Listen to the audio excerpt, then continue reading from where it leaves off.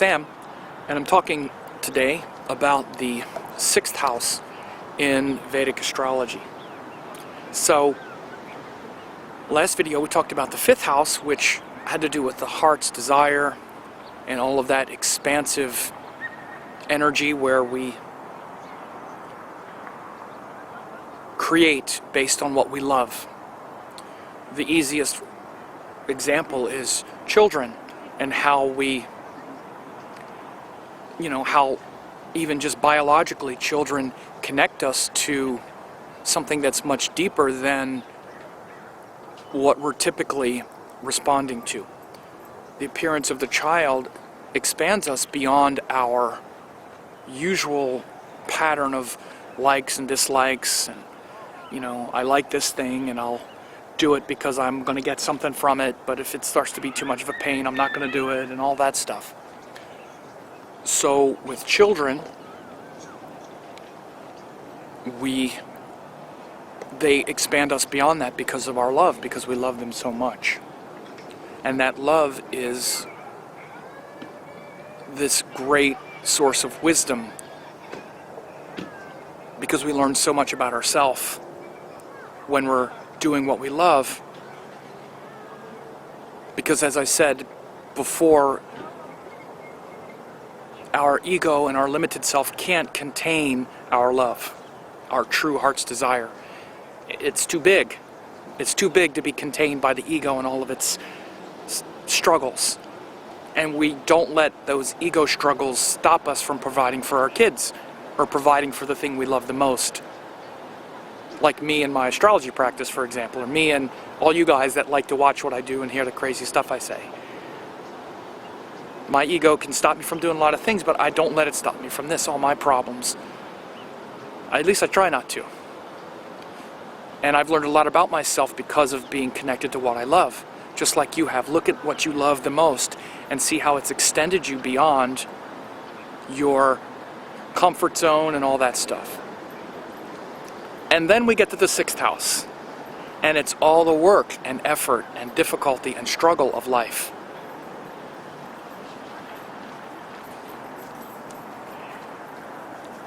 The reason why we need to fill our hearts with the thing we love is because no matter what we're doing, whether we're connected to what we love or not, there's going to be a lot of diapers to change and bills to pay and expenses and things that are just unpleasant. They're the repository of unpleasant things in life. And I just intentionally use the example of diapers to change because the easiest way to really understand the nature of the 6th house is we have a child and we love that child and we take care of that child and those things we love in the 5th house. And then in the 6th house we are changing diapers, not getting any sleep, spending all of our money for 20 years on them, planning our entire life around it, consumed by it. All of that effort and work and hard work and what we would call service in the highest sense. We do that because, as I said in the last video, the love of the child is hardwired into us. It's our duty. And when we say duty, it's different in the West than it is in India.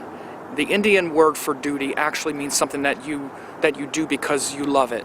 In duty as a Western word sounds like, oh, it's my duty. It sounds like servitude, but it's not. It's what we do because we love to do it and we know it's our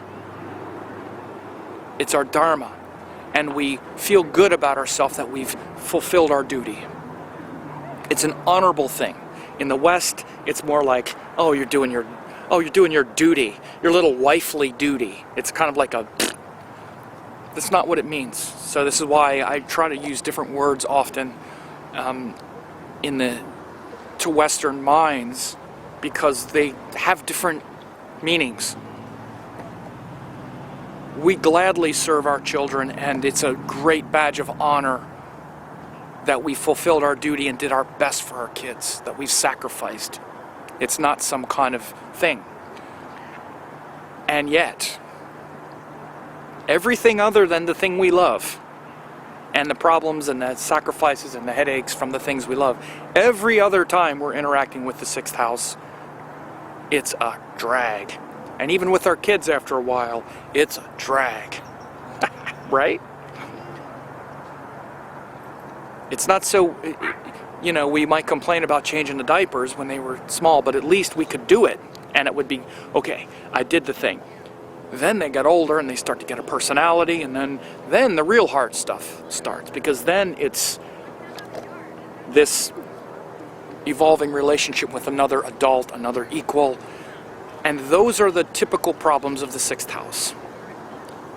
The sixth house, again, it's all of the stress of dealing with people, all of the work and effort of dealing with people, and the problems in the world that we want to avoid. You want to understand, like I said before, typically, and in every other situation except for something that we don't love, we avoid the things we don't like. If our child demands that we spend $50,000 on their education, but it's the best education they could get, we'll gladly do it. If someone else does, we will say, I'm not paying $50,000 for your college. So with the things we love, and within our sense of duty and dharma, we will tolerate and endure the sixth house things, and in fact even revel in them in aggregate. But in every other situation, we're in conflict with people. Because it's not like people are literally showing up to poop on our floor and make us change and make us clean it up, but in some ways they are, metaphorically. The other way we can understand fifth house to sixth house is pets and animals.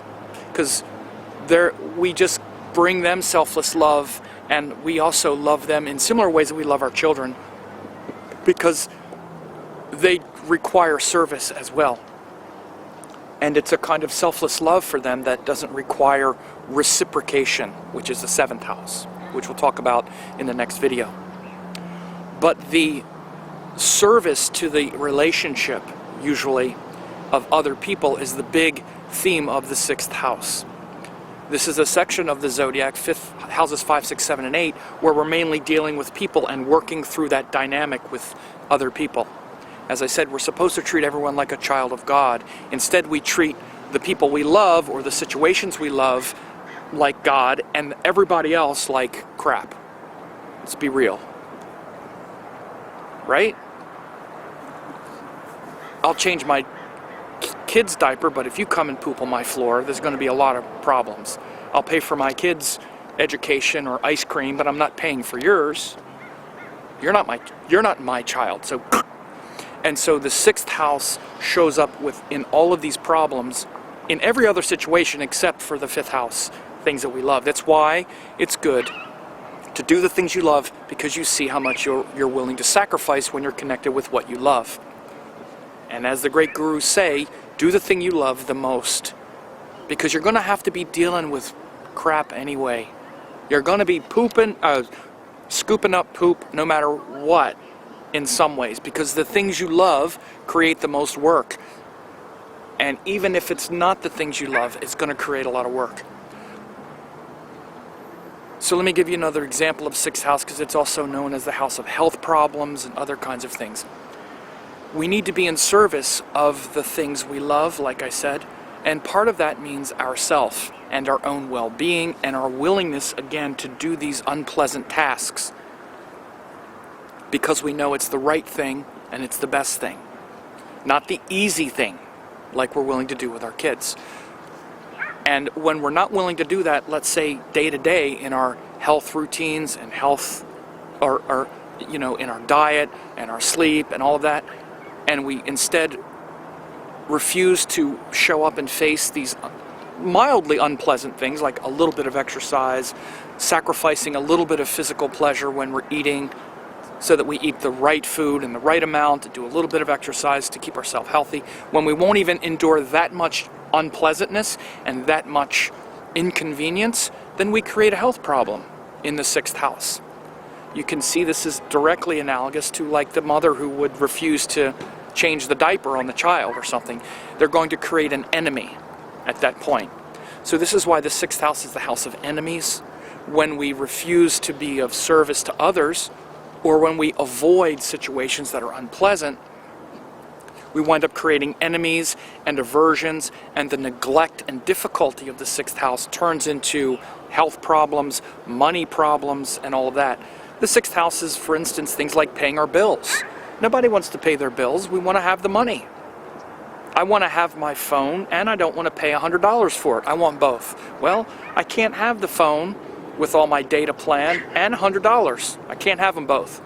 So if I want to keep the plan and the money, I'm going to be in a world of hurt at some point, because if I don't pay my bill, I don't get the thing. So again, the 6th house is like those things that are only there to maintain what you have. And in some ways, that's really it. You can't expect any happiness from 6th house things. And again, because we want everything to make us happy, in general, we have a real aversion to things that are unpleasant, right? But why can't I just be happy all the time? Why can't everything make me happy, and when it doesn't, I just won't do it? That's actually the way we are most of the time. And as I mentioned with kids, this is kind of the one area of life, kids and our heart's desire and the thing we love, is like the one time when we won't do that. So this is why I say it's so important to connect with what you love, because it allows you to overcome this relentless pursuit of comfort and happiness that never stops. So what happens when people have a lot of planets in 6th house, or 6th house energy will tend to break something before it even starts, because they won't even entertain the idea of doing the unpleasant thing, getting outside their comfort zone, usually something like dealing with people they don't like, having to compete with people and interact with people literally that they don't like. Most of our problems are with people, right? Let's face it. But again, when we connect with a higher purpose, or through our kids, I'll use my example of like in my work. I'm not going to let the fact that I might have to deal with some people I don't like, or deal with some unpleasant facets of life, I'm not going to let that unpleasantness prevent me from contributing. For example, I love doing these videos. It's great to sit here and talk, and I have this beautiful landscape behind me. I wish you could see the depth and magnitude, and I love doing what I'm doing, but there's this part, and then there's 5 times more work that comes after I make this video. Got to go back, take it down, I got to load it into the computer, make the video,